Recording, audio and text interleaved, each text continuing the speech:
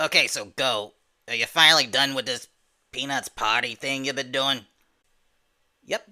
This episode marks the conclusion of Peanuts-Palooza, at least for now. Oh, that reminds me.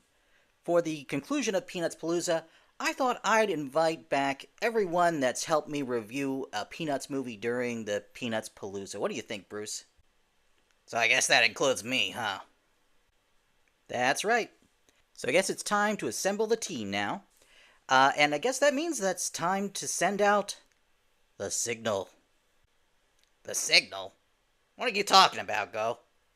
Just watch. And remember, when you buy any of these fantastic products, you always get Cobra Karl's lifetime guarantee. Oh, I'm afraid I'm going to have to cut this short, folks. Thanks for having me, and remember you can place your orders through my website at any time. Bye, folks. I'm open. I'm open. I'm open. Throw the ball. Throw the ball. Throw the ball. Come on. Oh, it's time. I gotta go. Really, Go? I'm already here, for crying out loud. Oops, sorry.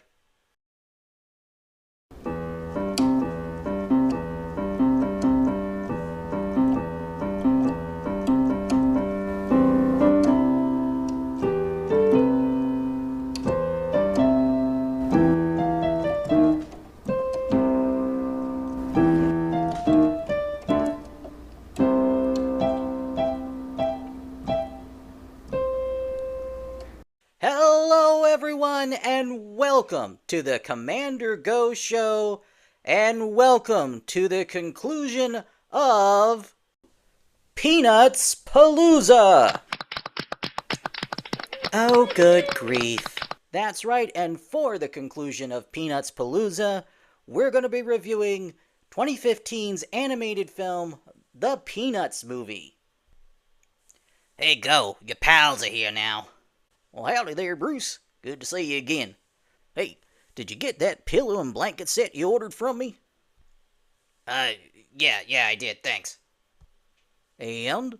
And yeah, you were right, it's super cozy and comfy. What'd I tell you, Cobra Karl never steers you wrong. Well, hello, Mr. Dinosaur. It's good to see you again. Huh? Oh, yeah, I remember you. We met that time before. You were the dog with a cat's name, or a cat with a dog's name, something like that. Well, the name's Felix Von Fido. Right, so you're a dog with a cat's name. Got it. Well, now, Bruce, he might be sensitive about his name, you know. You don't want to insult our new friend. Don't want to insult... I'm a stand-up comic. Insulting people in the audience is what I do for a living. You guys are lucky. You guys get it for free. I should be charging you guys. Oh, don't worry about it, Mr. Cobra. I met Bruce here at his show the other day. And I was in the audience, and he let me have it about my name real good already. We had a good laugh about it. Well, Felix, Carl, welcome back to the show, and to you too, Bruce. Well, Mr. Go, is it about time for the review? Oh, I sure as heck am looking forward to doing this review too. Yeah, another review. Whoopee. Let's just get this thing started. Alright, since everybody's ready, ladies and gentlemen, stay tuned for the review of the Peanuts movie. By the way, if you would like to see more content about pop culture, movies, and TV, then click that subscribe button. And hey, it just might brighten your day too. And now, on with the show. The Peanuts movie is the 2015 animated film from Blue Sky Animation Studios that brought the Peanuts gang back to the big screen for the first time since Bon Voyage Charlie Brown 35 years earlier. It tells the story of Charlie Brown, an insecure little boy who never seems to succeed, but also never stops trying. One day, a new neighbor moves in across the street, a little red-haired girl, and Charlie Brown quickly develops a crush on her. Charlie Brown decides to try to win at something in order to impress her so that she will like him. But will he be able to overcome his tendency toward failure? Or will his attempts to impress the little red-haired girl end in disaster? This movie features a new animation style that is different from the TV specials and the prior movies. It was made using 3D computer animation, but it has a very 2D feel to it. It could almost be described as 2.5D, since it does appear to have some depth, but not as much as one would normally expect. If you think of the characters as sculptures, they are relief sculptures, rather than fully sculpted pieces. The result is beautiful. It's a snappy, fluid, and very expressive form of animation that nonetheless still looks authentically Peanuts. In fact, Peanuts has never looked this good, or this cinematic. Well, if you ask me, the whole movie just had this grand and cinematic feel to it, but it somehow still had that certain simplicity to it that is the hallmark of the Peanuts brand. Well, I think that has a lot to do with Snoopy. Snoopy has a subplot in which he finds an old typewriter and decides to write a novel about his World War I flying ace persona and his battle against the Red Baron. So there are scenes peppered throughout the movie of these epic dogfights soaring over Paris, but since they're all in Snoopy's imagination, these scenes don't take anything away from the simplicity of Charlie Brown's story. I also think that the music was a big part of the reason the movie felt so cinematic. Now, the signature Peanuts sound is that jazz music by Vince Guaraldi, and some of those classic music cues are peppered throughout the soundtrack, but much of it is a fully orchestrated symphonic score. And while I might have wanted to hear that jazz music throughout, I have to admit, the symphonic score sounds amazing, and yes, very cinematic. The combination of the jazz sound and the symphonic sound come together to say, this is Peanuts, but it's Peanuts meant for the big screen. Yeah, but if we're talking about the music, we have to mention that random modern pop song in the middle of the movie. It doesn't fit with either the classic Peanuts sound or the big epic movie sound. It's totally out of place.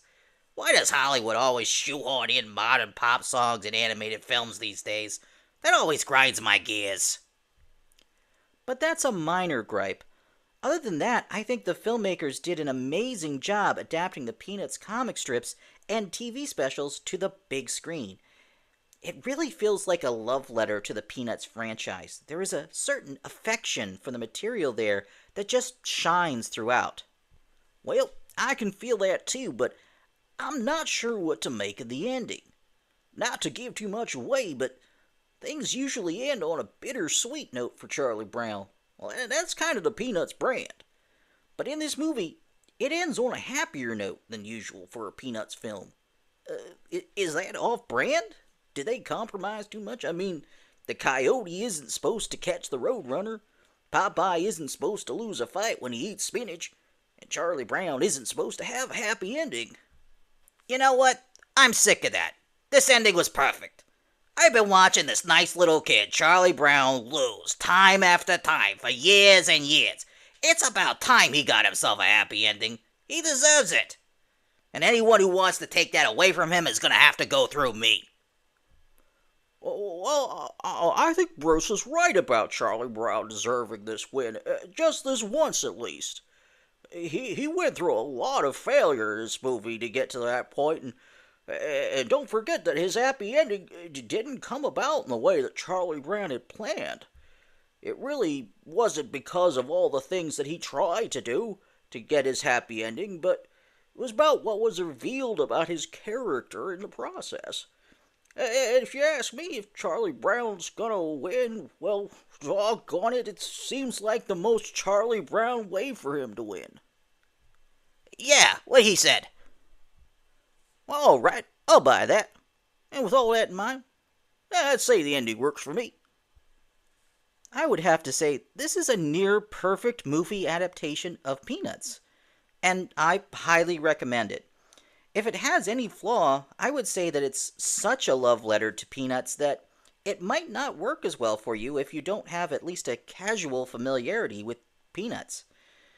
But if you are at least somewhat familiar with Peanuts, check out the Peanuts movie. You'll have a great time. Well, thanks for joining me, everyone. I hope to see you again soon. Yeah, but for right now, I'm getting out of here. I've been surrounded by you mammals for too long now. Well, actually, I'm a reptile, my friend. Oh, yeah, that's right. Sorry. So long, everyone.